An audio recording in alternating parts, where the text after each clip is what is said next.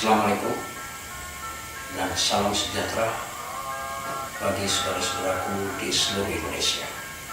Saya sampaikan juga salam kepada seluruh warga di seluruh dunia.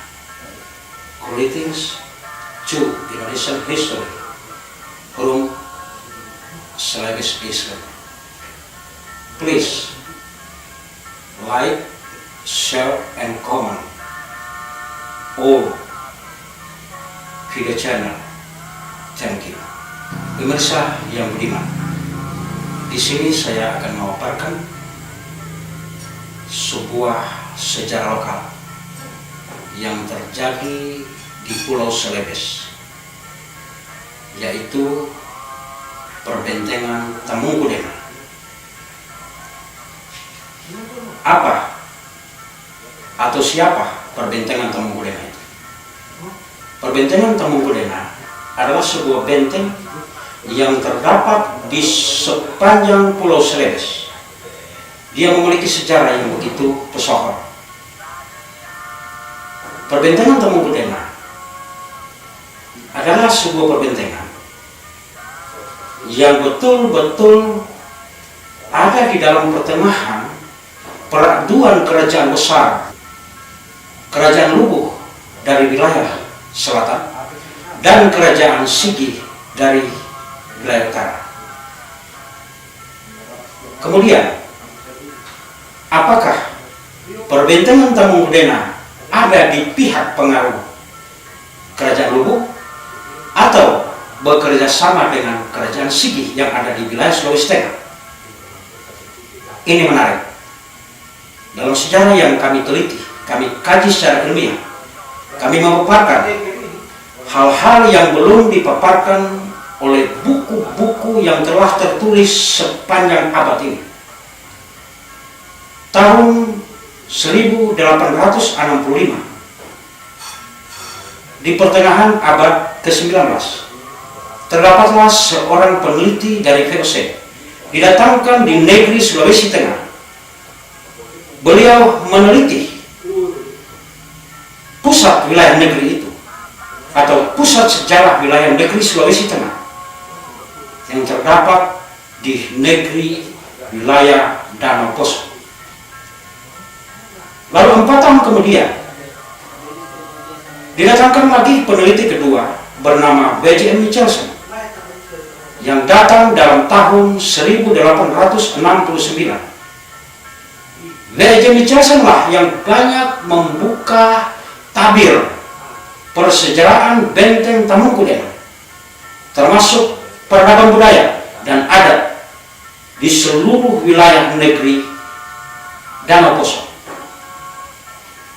Namun sayangnya, kedua peneliti ini belum secara cermat, belum secara gamblang menjelaskan apa dan bagaimana perbentengan Tamungkudena hubungannya dengan wilayah negeri Danau. 27 tahun kemudian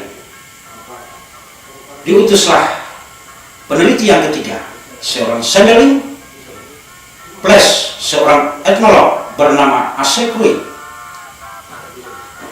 Asekruit datang dengan perjalanan kilatnya di tahun 1891.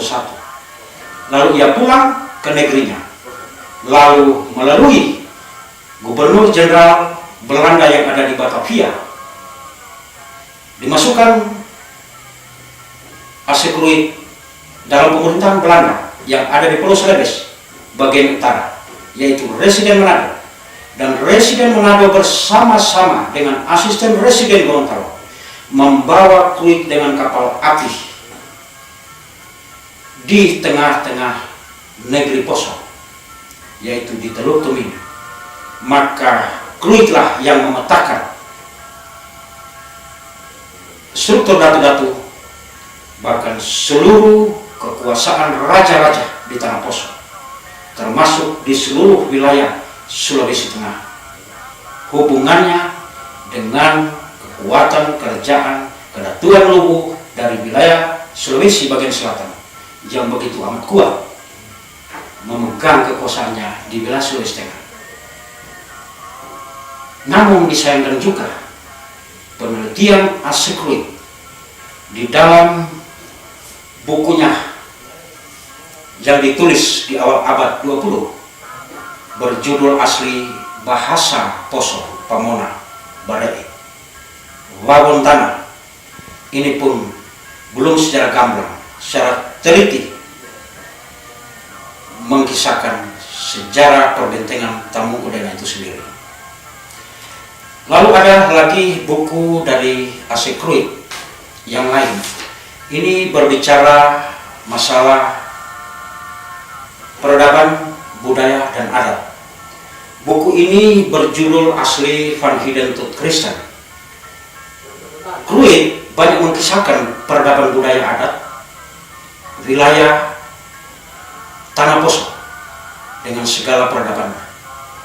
Belum juga berbicara perbentengan Tamu Kudena secara cermat. Lalu disusul lagi dengan buku setelahnya yang ditulis oleh D.S. Jan Kruit, adalah anak dari Dr. Asekruit, berbicara persejarahan di akhir abad 19 hingga di awal abad 20. Ini pun belum cukup untuk memberitakan secara gamblang tentang kejayaan persejarahan perbentengan Tamu Kudena yang ada di wilayah negeri Danau. Kami juga mencari referensi lain. Ada beberapa buku-buku terdahulu yang ditulis oleh orang-orang lokal di Sulawesi Tengah. Seperti ini adalah buku yang membicarakan ketokohan raja-raja, kepala-kepala suku di seluruh wilayah Sulawesi Tengah. Ini pun belum cukup menjadi referensi tentang persejarahan benteng Tamu Kudena. Adapun buku-buku lain yang kami tidak sebutkan di sini, seperti ini misalkan, ini banyak berbicara masalah sejarah lokal yang ditulis oleh masyarakat pribumi Tanah Poso sendiri, tetapi juga belum secara gamblang menceritakan persejarahan benteng Tamu Kudena.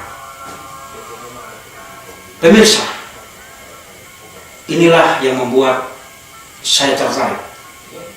Setelah saya menyelesaikan penulisan buku sejak tahun 2001, lalu saya kembangkan penulisan buku itu di dalam sebuah makalah, dan ini belum dicetak.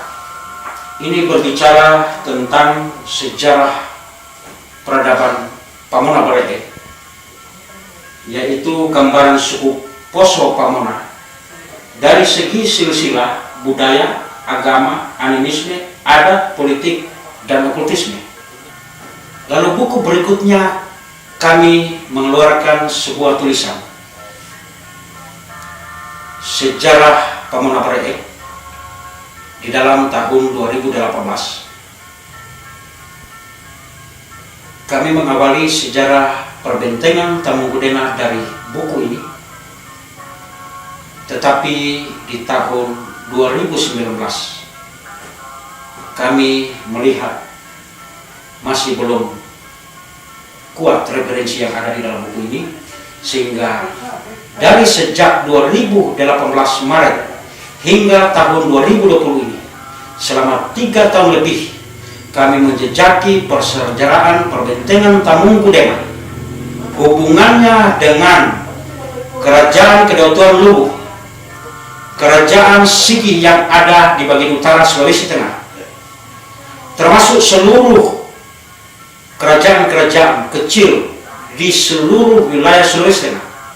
Maka kami menghasilkan buku yang terbaru kami sebanyak 6 bab dan ratusan anak judul. Inilah yang kami akan ceritakan di dalam persejarahan Tamu Kudena di dalam video-video kami selanjutnya. Menarik pemirsa, perbentengan Tamu Kudena bukan saja perbentengan yang berada di wilayah negeri Danau Poso, tetapi kepesohoran perbentengan Tamu Kudena dia melalui 3 fase babak sejarah. Kami juga menambahkan referensi-referensi yang akurat bahwa sejarah Tanah Poso ini telah dituliskan oleh senior-senior yang telah terdahulu menuliskan sejarah Tanah Poso. Tetapi sayangnya persejarahan Benteng Tamungkudena yang kami kaji ini belum secara gamblang dituliskan. Asekure pun hanya menyinggung persejarahan Benteng Tamungkudena, tetapi tidak menggambarkan secara detail. Kami dalam penulisan ini, kajian kami sangat memperhatikan kajian ilmiah, seperti sumber lisan, yaitu kami mewawancara banyak tokoh-tokoh leluhur yang masih hidup sampai saat ini, bahkan turunan-turunan tokoh-tokoh sejarah. Kami mewawancara mereka sebagai sumber lisan. Kami mendapatkan oral history dan oral tradisional melalui sumber lisan ini. Yang kedua, kami juga mencari sebanyak-banyaknya sumber tertulis, yaitu written source, karena ini penting dalam penulisan sebuah sejarah ilmiah. Yang ketiga, kami juga sangat memperhatikan sebuah kekuatan dalam persejarahan. Kami memberikan fakta narasi kami melalui sumber benda, yaitu fakta-fakta sejarah yang kami paparkan dan kami tunjukkan, kami buktikan guna memperkuat sejarah dan narasi kami. Perlu juga kami sampaikan sesuatu yang berbeda dari tulisan kami. Kami juga mendapatkan dokumen asli dari para founding father yang hidup di zaman sejarah itu. Kami memegang dokumen-dokumen asli itu yang membuat tulisan sejarah kami ini begitu lain dari sejarah-sejarah yang pernah dituliskan sebelumnya. Kami juga akan menunjukkan bahwa referensi-referensi yang sangat berkaitan, yang sangat detail dan faktual, kami mengambil sejarah-sejarah sumber tertulis seperti dokumen kelurahan kami, Kelurahan Sawidago, yaitu dokumen persejarahan Benteng Tamungkudena di awal abad 21. Lalu juga kami mempunyai juga dokumen sejarah yang valid, yang otentik, seperti tulisan langsung berbahasa lokal Pamona Barae dari kesaksian para pelaku sejarah yang dilegitimasi oleh pemerintah Kelurahan Sawidago. Ini bukti otentik dari persejarahan Perbentengan Tamungkudena, dan kami tambahkan juga dari catatan-catatan sejarah yang ditulis pelaku sejarah langsung. Inilah bukti-bukti yang kami andalkan,